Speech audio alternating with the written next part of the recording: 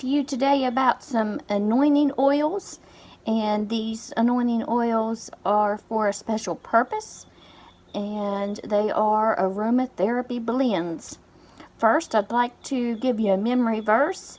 It's found in Psalms 34:19, and it says, "Many are the afflictions of the righteous, but the Lord delivereth him out of them all." These special anointing oils are designed to help you overcome strongholds. I like when it says we have many afflictions, but the Lord is able and willing to deliver us out of all of them. They are, it rains on the just and it rains on the unjust, and we have to have faith in order to have our ailments healed. We must be saved first. These blends are only for Christians. These special anointing oils are designed to help you with overcome your stronghold. Well, what the heck is a stronghold? A stronghold could be anything that has you oppressed. Sicknesses of the mind, such as depression, anxiety, fear, grief, even sleeplessness.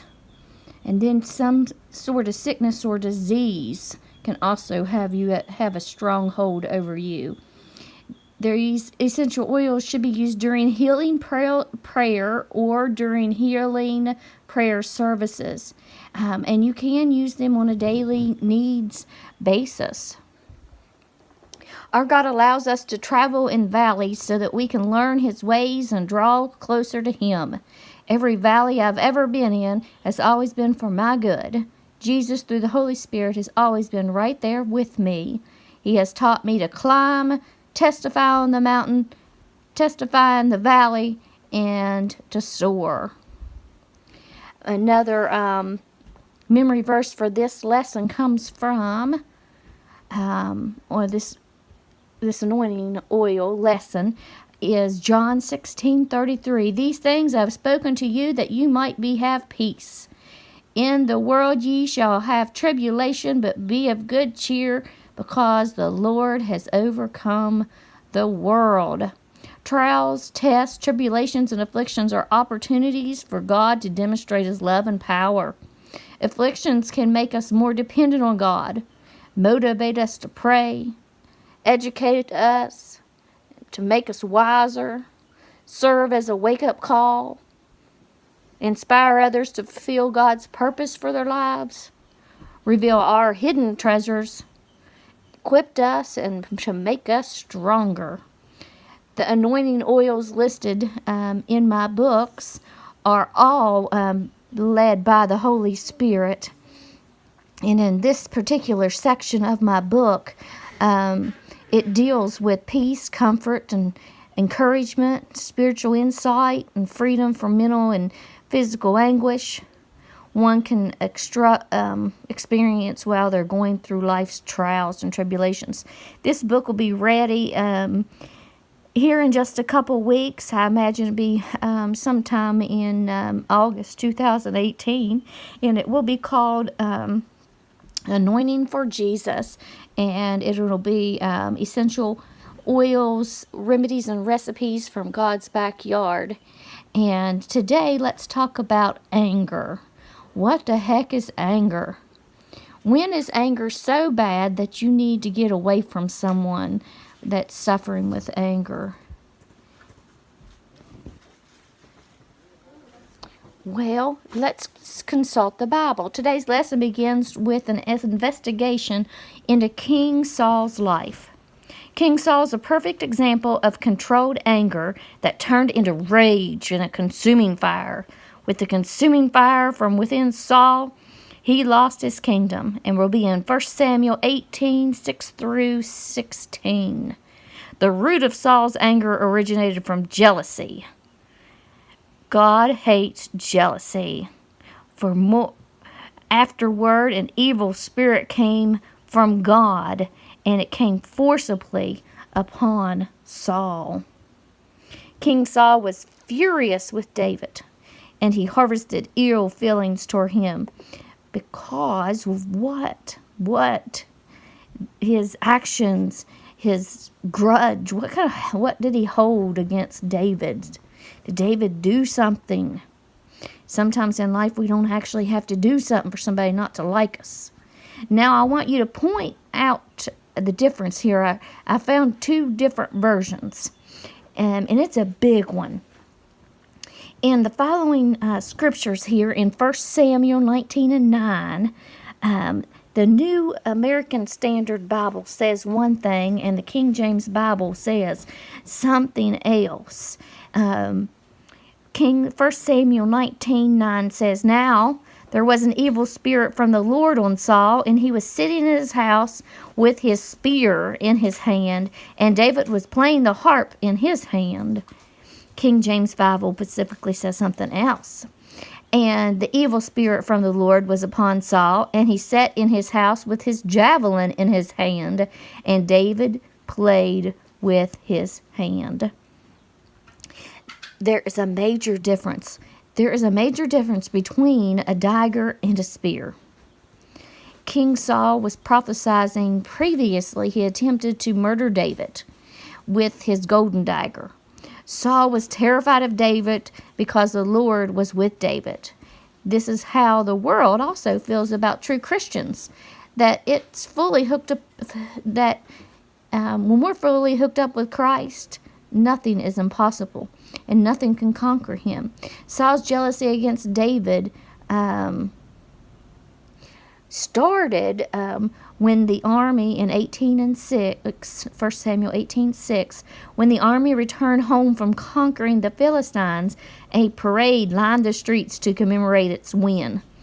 However, as they arrived in town, the ladies from all over the communities of Israel came out to welcome the war heroes, which were King Saul and David.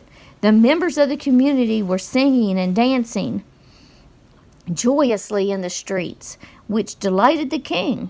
However, in the very next verse, in verse 7, as the town identified by the woman commenced to sing, bitterness and strife settled in the heart of that King Saul. And this is why King Saul hated David. It was because of his own jealousy. There's a lot of people out there that hate somebody else because they're jealous of the gift that God has given them. And the only thing we can do is really pray for them. But this is what the lady sang. Saul has struck down his thousands, and David has his 10,000s. Again, it comes to verse 10. Some of the new translations change the word of God, and it doesn't line up with the word. Please read verse 10 from two different Bible verses in your homework, and note what musical instrument. Might want to take a break here and go see if you can find two versions and see what they say. I can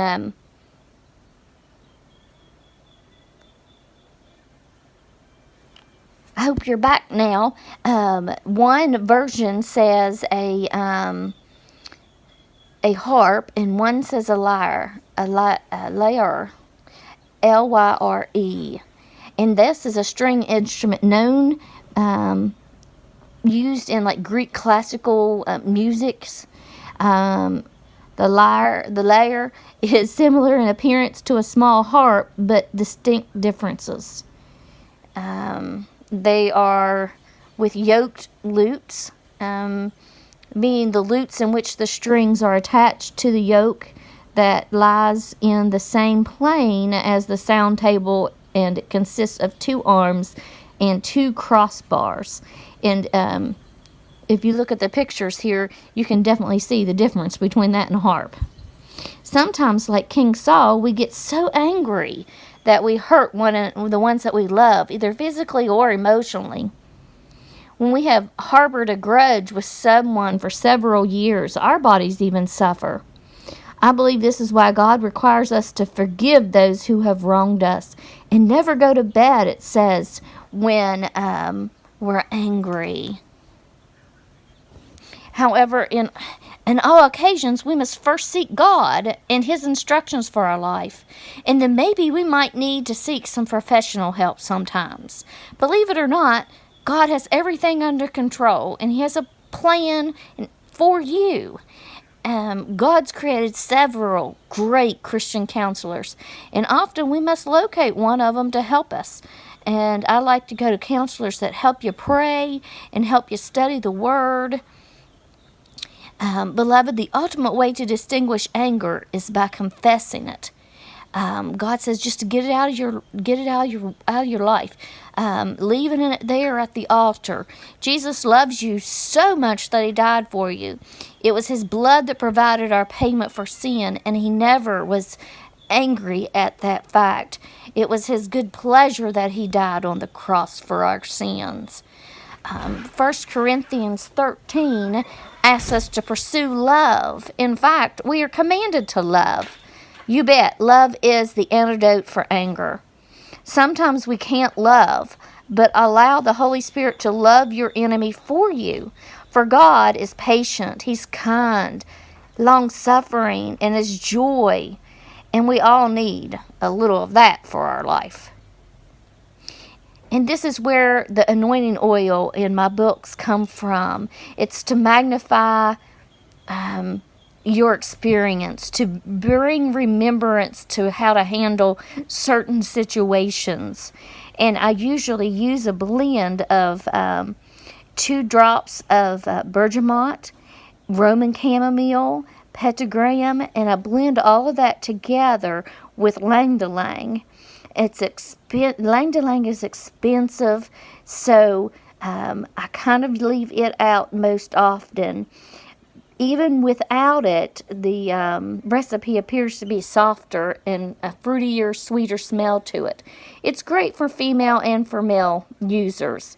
It delivers a calming effect, and it promotes the senses of like clarity and capability, and it releases the anger from the heart. But you still need to pray, and you need to trust God that He's going to handle the situation that either you're concerned about, mad at somebody, or mad at yourself, that He forgives you for your sins. That ought to give you peace. And His love ought to distinguish the anger that's inside of you that wells up in your life. To get a copy of my book, just contact me, linhartfarm@yahoo.com. I'll try to remember to put it in the comments section. Also, if you buy the anointing oil from my family, it goes directly into a fund so that I can travel to different churches and deliver the message of healing to others.